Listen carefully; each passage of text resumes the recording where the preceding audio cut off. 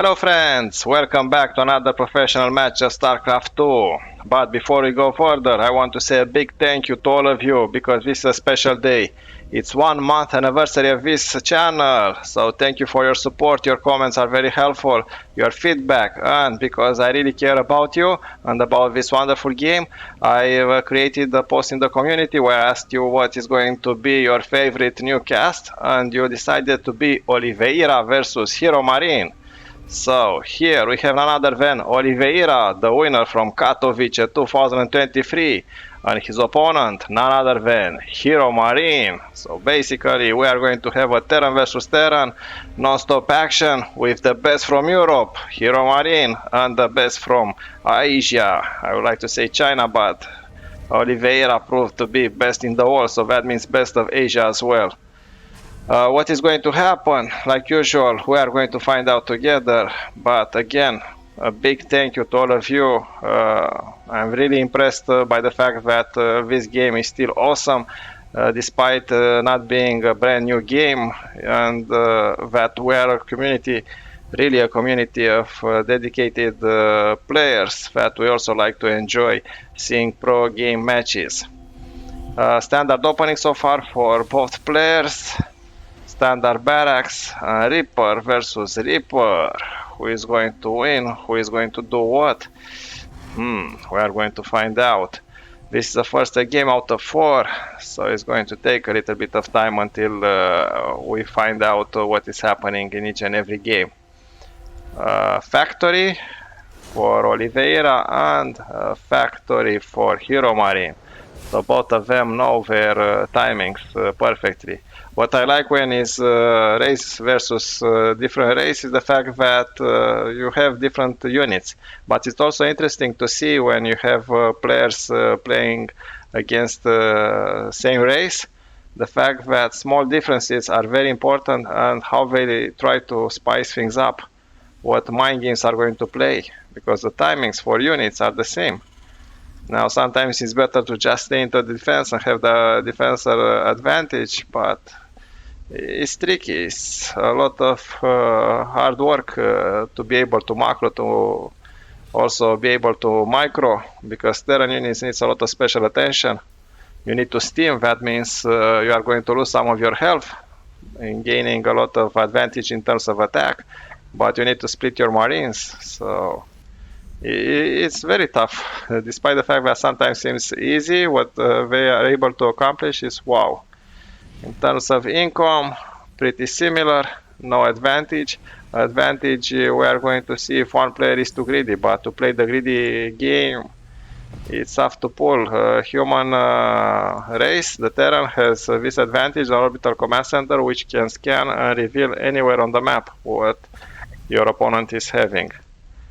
And now HeRoMaRinE is the one that is trying to be aggressive on the map. They need to have a little bit of map awareness to try to prevent any shenanigans. This is their point of view. Luckily we have full point of view. We can see everything here.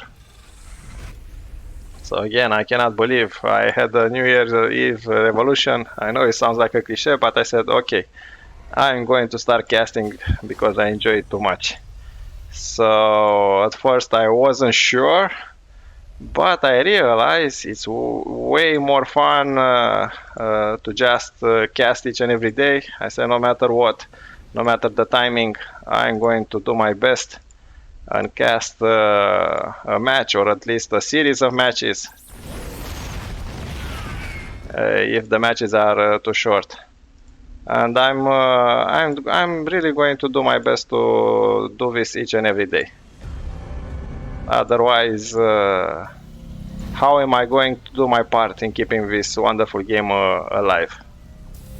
Luckily, Microsoft bought Blizzard, so hopefully we are going in the future to do StarCraft 3, to give it a new life. They have the money, the resources, and if you have an established brand with a lot of hardcore fans like us, why should we not take advantage of it and improve the game even more? But this game seems perfect as it is right now. It's very balanced and exactly what we need.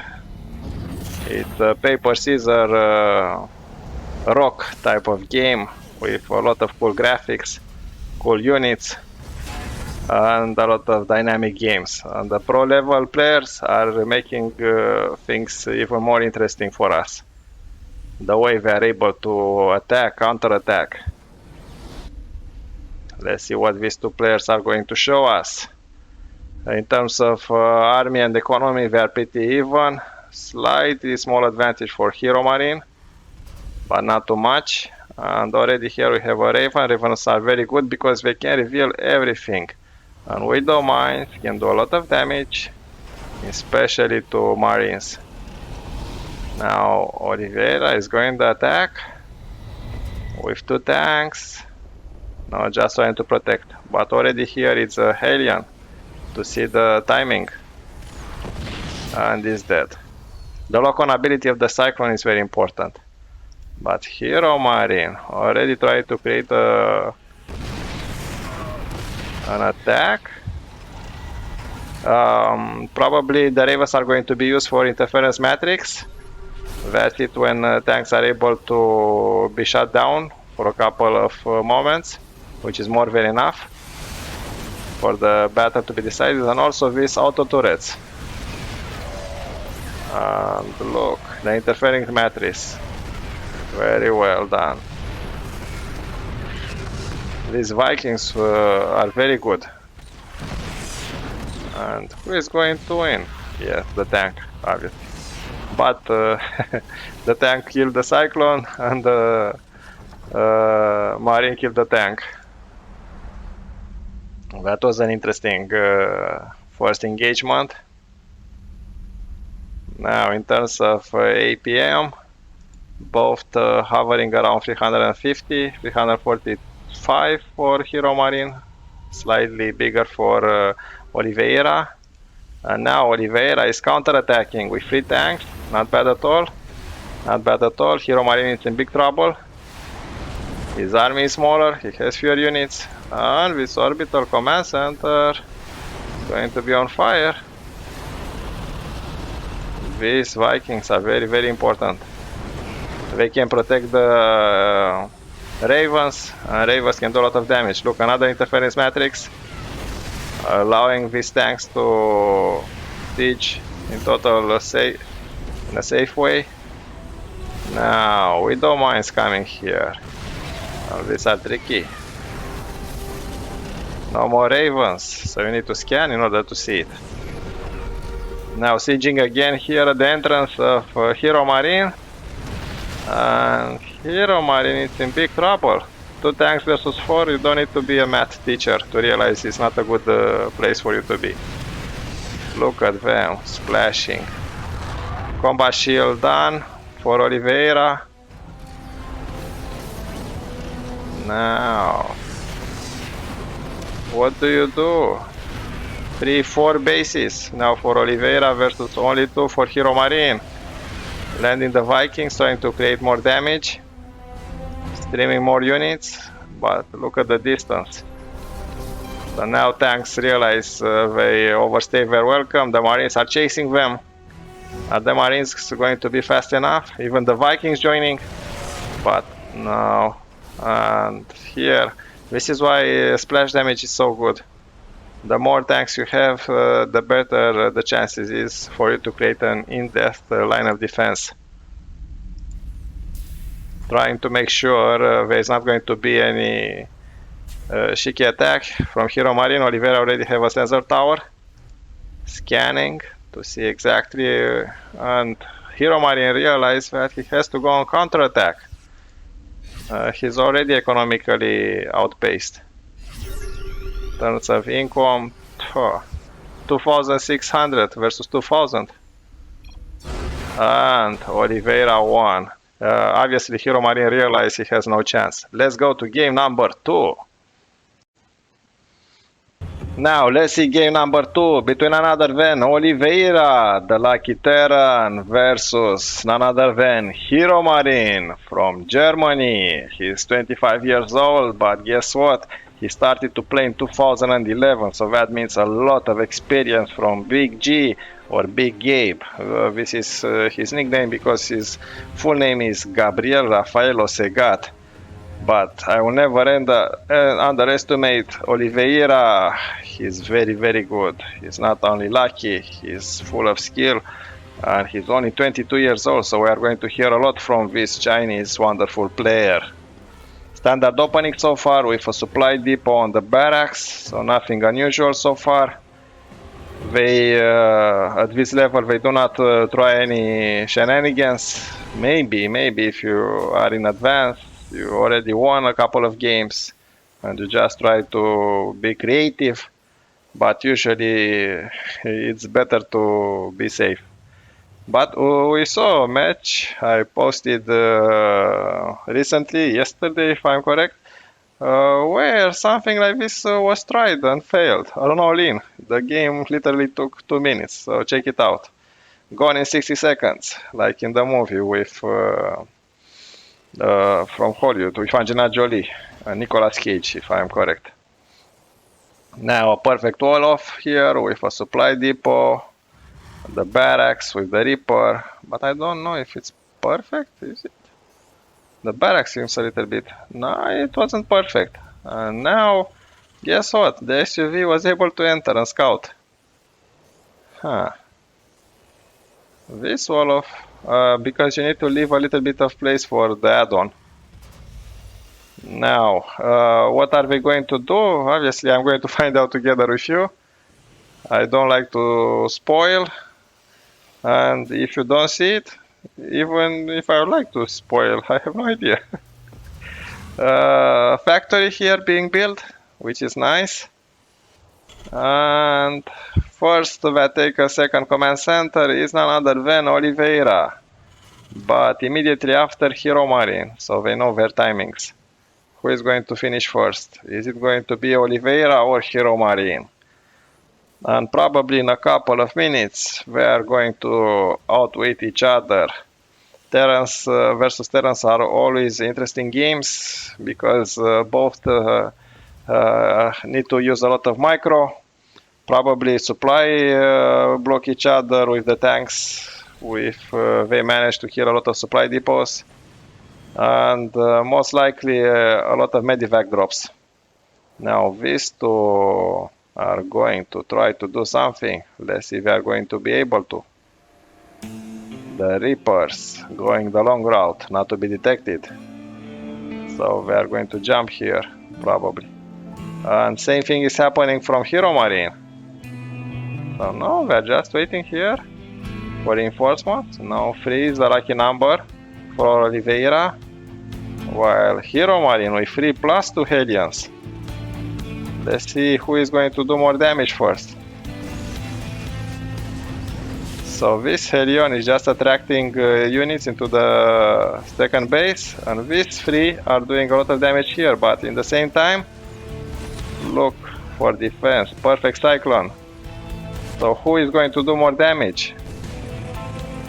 Trying to distract your opponent, it's always a good idea. Now, Reapers jumping, I haven't seen yet. But it's never too late. Now the Hellion came here. And the Reaper survived. This Reaper, how many kills? 5 kills for a Reaper. Wow, not bad at all.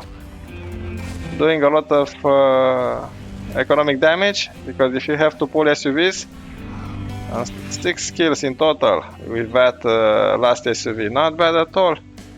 Denying, let's see, the income, favoring Oliveira, and overall Oliveira has a big advantage, economic advantage. In army size, HeRoMaRinE has an advantage. Wow. So Oliveira, these little things at the beginning of the game means a lot. And he's ready for an attack. Look at these 2 Marines and the tank. This is perfect defense. Also Raven for good measure. Now HeRoMaRinE has only 1 Raven, 4 Marines now. Any tanks? Yes, he also has the tank in the production. So this is going to be interesting. Now this is an advanced scouting party, just trying to be here at the entrance. And so far my money goes on Oliveira. Obviously I'm not betting. I do not encourage you to bet. 2 mules, not bad at all. Only 1 here and 1 here, so 2 in total. So far in terms of workers, Oliveira has an advantage, 41 versus 47, not bad at all. And his army now is 27 versus 27, 40 versus 27, so for a second they were perfectly equal. But what do you do when it comes about the economy?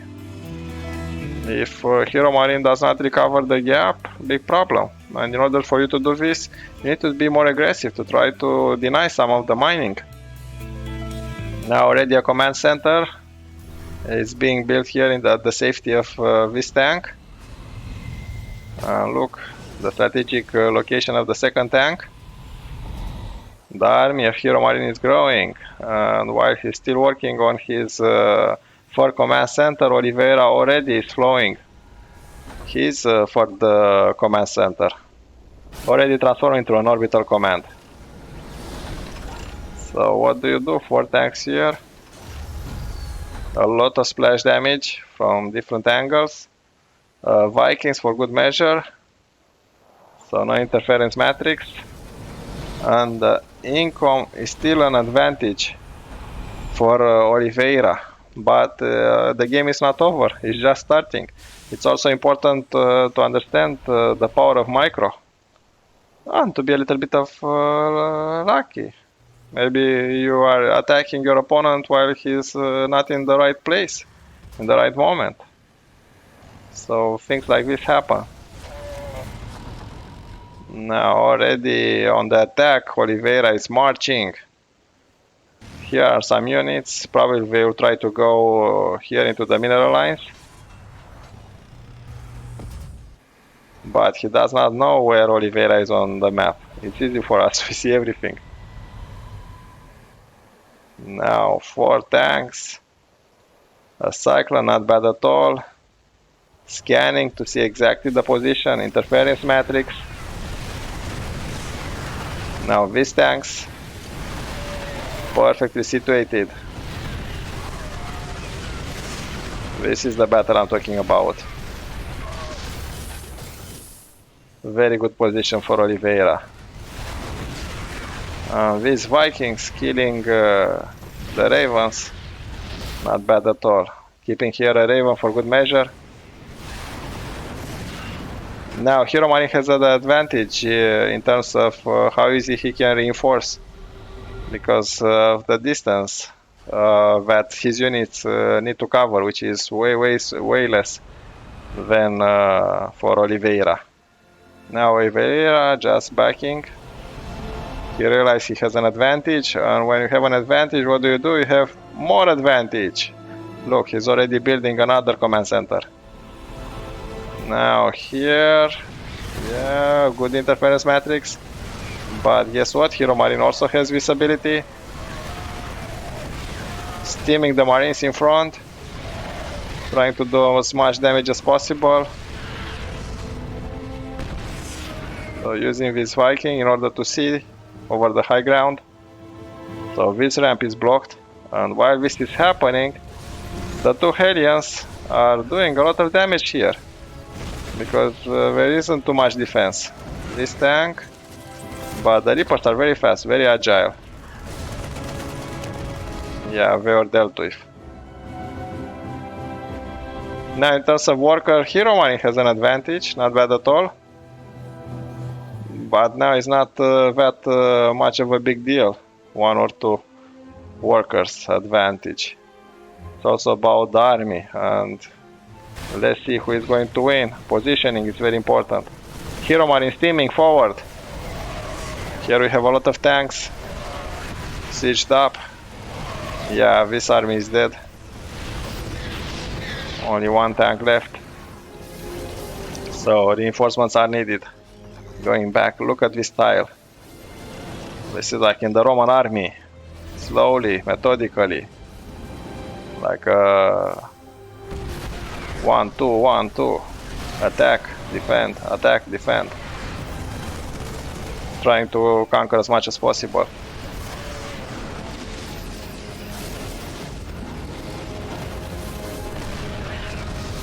Now, who is sieging first? Is HeRoMaRinE going to pull it out? Micro with tanks. This is something interesting. So this is a battle of attrition with a lot of tanks. But while this battle is happening, Oliveira is more than happy. He has more bases. And the main base is running low for HeRoMaRinE. The second as well, only this one. And not this one is not that great either. So what do you do? More reinforcements are coming, streaming. But it's also about luck a little bit, as I said earlier. Maybe you unsiege your tank not in the right moment. Sending this group of Marines. Look at them. We are going to meet here. Now too many Marines. Oliveira pull back. It's a game of numbers, obviously. If you have a Marine, he has a Marine. It's 1 versus 1, but he has 20, you have 10. There is no discussion who is going to win. For safe measure, this is a planetary fortress now. Now Oliveira ready for a decisive push. Look how many units he has. So all in, as they say. Here we have a doom drop. A lot of men now. He decided to stay home. I thought he was going to the opposite direction. Now let's see. Is Oliveira able to destroy? This is perfect defense here. Yeah, he has the advantage of high ground. So what do? You are just running? Apparently. Wow, let's see it. So Oliveira just raw force here. Yeah, now sprinkling here Marines in the middle of the tanks. But these tanks, hero tanks, 8 kills, 14 kills, 7 kills. Oliveira, decisive final push in game number 2. Let's go to game number 3.